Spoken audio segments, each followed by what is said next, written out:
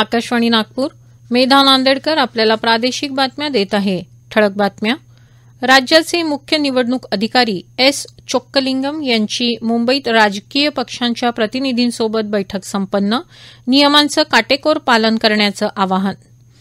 आम्ही 2.5 वर्षात केलेली कामं जनतेसमोर आहे. मुख्यमंत्री एकनाथ शिंदे यांचं पत्रकार परिषदेत प्रतिपादन. हिंगोली इथं कुटुंब संवाद दौऱ्यात उद्धव बाळासाहेब ठाकरे यांची विद्यमान सरकारवर टीका. स्वीप कार्यक्रमाअंतर्गत नागपूर महानगरपालिका आणि जिल्हा परिषदेत मतदार नोंदणीसाठी जनजागृती. आणि नागपुरात उद्या वादळी पावसाचा ऑरेंज अलर्ट. आगामी काही तासात पूर्व विदर्भाच्या अनेक जिल्ह्यात वादळाची शक्यता. निवडणूक रोख्यांच्या संदर्भातले सर्व तपशील 3 दिवसात जाहीर करण्याचे निर्देश सर्वोच्च न्यायालयानं आज स्टेट बँकेला दिले. रोखे खरेदी करणारा आणि हे रोखे वठवणारा राजकीय पक्ष यांची माहिती उघड होईल असा रोख्यांचा क्रमांकही जाहीर करण्याचे आदेश न्यायालयानं दिले आहेत.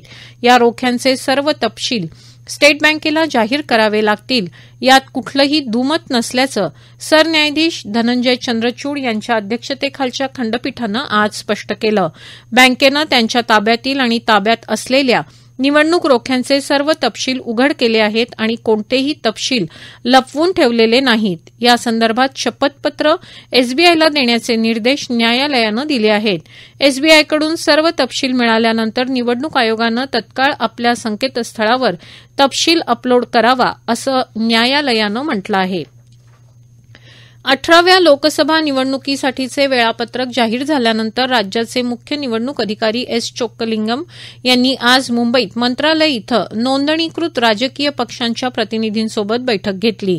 राज्यातील मतदानाचं वेळापत्रक, निवडणुकीसाठी विविध पातळ्यांवरची सज्जता याविषयीची सविस्तर माहिती राजकीय प्रतिनिधींना दिली गेली. निवडणूक प्रक्रिया, नामांकन प्रक्रिया, खर्च याविषयीच्या नियम आणि तरतुदींविषयी राजकीय प्रतिनिधींना सविस्तर मार्गदर्शनही केलं. आपला उमेदवार कोणत्याही अडचणीत सापडू नये यासाठी राजकीय पक्षांनी नियमांचं काटेकोर पालन करत पुढे जावं असं आवाहन मुख्य निवडणूक अधिकारी एस चोक्कलिंगम यांनी केलं. या काळात राजकीय पक्षांना निवडणूक यंत्रणेकडून अपेक्षित सहकार्य देण्याचं आश्वासनही त्यांनी दिलं. आम्ही 2.5 वर्षात केलेली कामं जनतेसमोर आहे. आधीच्या सरकारनं विकास कामात निर्माण केलेले अडथळे आम्ही दूर केले. जनतेचा स्नेह आम्हाला लाभला असं प्रतिपादन मुख्यमंत्री एकनाथ शिंदे यांनी केलं.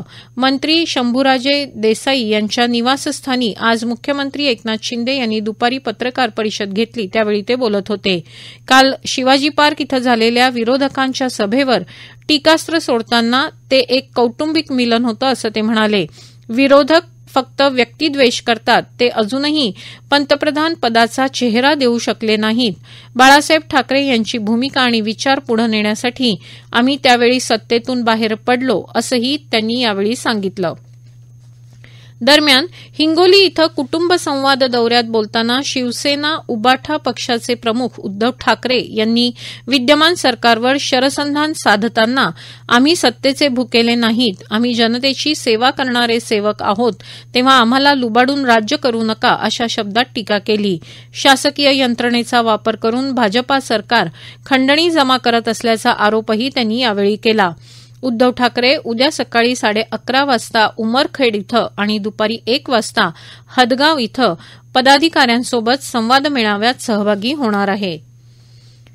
भारतीय जनता पार्टीच्या राज्यातील 97,000 पेक्षा जास्त बूथवर पंचायत ते संसदेपर्यंतचे लोकप्रतिनिधी जाणार असून प्रत्येकी 2 बूथला ते भेट देणार आहेत. या भेटीअंतर्गत 24 योजनांबद्दल भाजपा सरकारच्या उपलब्धी या मतदारांपर्यंत पोहोचवणार असल्याची माहिती आज भाजपाचे प्रदेशाध्यक्ष चंद्रशेखर बावनकुळे यांनी नागपूरमध्ये 28 नंबरच्या बूथला भेट दिल्यानंतर प्रसारमाध्यमांशी बोलताना दिली.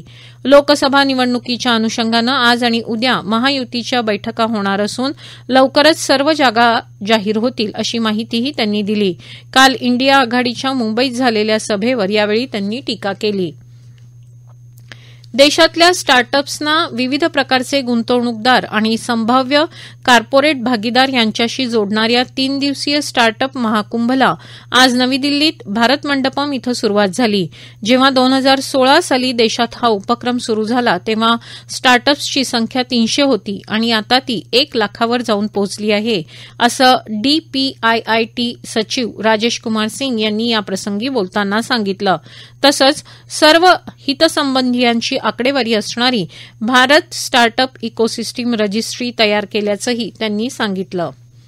या प्रादेशिक बातम्या आपण आकाशवाणीच्या नागपूर केंद्रावरून ऐकत आहात.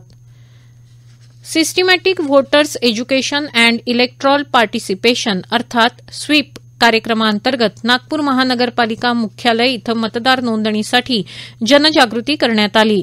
छत्रपती शिवाजी महाराज प्रशासकीय इमारतीच्या दालनात आज शेकडोंच्या संख्येत महिलांनी मतदानाची टक्केवारी वाढवण्याच्या दृष्टीनं प्रतिज्ञा घेतली. कार्यक्रमात उपायुक्त तथा समाज कल्याण अधिकारी डॉ. रंजना लाडे यांनी उपस्थितांना मतदानाची टक्केवारी वाढवण्याच्या दृष्टीनं प्रतिज्ञा दिली. तसंच मुख्यालयात लावण्यात आलेल्या सेल्फी पॉइंटवर सेल्फी काढत आम्हीही स्वीप मतदान साक्षरता कार्यक्रमाच्या माध्यमातून जनजागृती करू अशी ग्वाही उपस्थितांनी दिली. यावेळी लोकसभा मतदारसंघामध्ये 75% अधिक मतदानाचं ध्येय ठेवण्यात आलं असून यासाठी मिशन डिस्टिंक्शन सर्व मतदारांच्या सहभागातून यशस्वीपणे राबवण्यात येणार आहे. यात आपणही सहभागी व्हावं, सर्वांनी मतदान करण्याचा संकल्प करावा आणि इतरांना देखील मतदानासाठी प्रेरित करावं, असं आवाहन उपायुक्त धामेचा यांनी केलं. तसंच नागपूर जिल्हा परिषदेच्या मुख्य कार्यकारी अधिकारी सौम्या शर्मा यांच्या नेतृत्वात देखील जिल्हा परिषदेच्या महिलांनी ही शपथ घेतली. सर्वसमावेशक लोकशाहीसाठी मतदान करून समाजाचं भविष्य घडवण्यासाठी ही चळवळ राबवण्यात आली. निवडणूक आयोगानं पॅरा आर्चर आणि अर्जुन पुरस्कार विजेती शीतल देवी यांची नॅशनल PWD आयकॉन म्हणून घोषणा केली आहे. भारतीय कर्णबधीर क्रिकेट असोसिएशन संघ तसंच दिल्ली आणि जिल्हा क्रिकेट असोसिएशन संघ यांच्यात दिल्लीतील प्रदर्शनीय क्रिकेट सामन्यात त्यांच्या नावाची घोषणा करण्यात आली. नाशिक जिल्ह्यातील एका जागेवर भाजपानं उमेदवार जाहीर केला असला तरी नाशिक लोकसभा मतदारसंघावर राष्ट्रवादीचा दावा आहे असं मत राष्ट्रवादी काँग्रेसच्या अजित पवार गटाचे नेते आणि राज्याचे अन्न आणि नागरी पुरवठा मंत्री छगन भुजबळ यांनी व्यक्त केलं. आज नाशिक इथं माध्यमांशी बोलताना त्यांनी सांगितलं की दिंडोरी लोकसभा मतदारसंघात भाजपानं आरोग्य आणि कुटुंब कल्याण राज्यमंत्री डॉ. भारती पवार यांना उमेदवारी दिली आहे. जिल्ह्यामध्ये भाजपाचे 6 आमदार आहेत, त्यामुळे आता नाशिकची जागा राष्ट्रवादी काँग्रेसला मिळाली पाहिजे यासाठी आग्रह असल्याचं भुजबळ म्हणाले. हवामान विभागानं महाराष्ट्र, मध्य प्रदेश आणि छत्तीसगडमध्ये अनेक ठिकाणी पावसाचा ऑरेंज अलर्ट जाहीर केला आहे. गोंदिया आणि चंद्रपूर इथं आज आणि नागपूर, भंडारा, गोंदिया आणि अमरावती इथं उद्या वादळी वारा आणि गारपिटीचा ऑरेंज अलर्ट जारी करण्यात आला आहे. दरम्यान काल रात्री नागपुरात वादळी वाऱ्यासह पाऊस झाल्यानं वाहतूक आणि वीज वितरण व्यवस्थेवर ताण आला.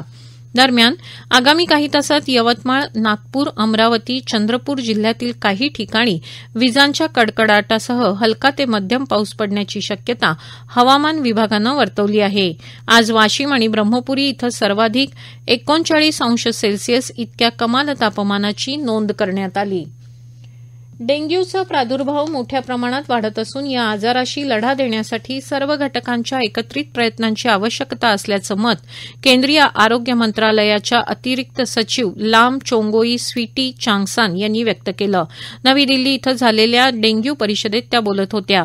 जनतेच्या आरोग्य सुरक्षा आणि नगर नियोजन विभागातल्या सर्व घटकांनी एकत्रितपणे काम करून डेंग्यूच्या विरोधात लढलं पाहिजे असंही त्यांनी सांगितलं.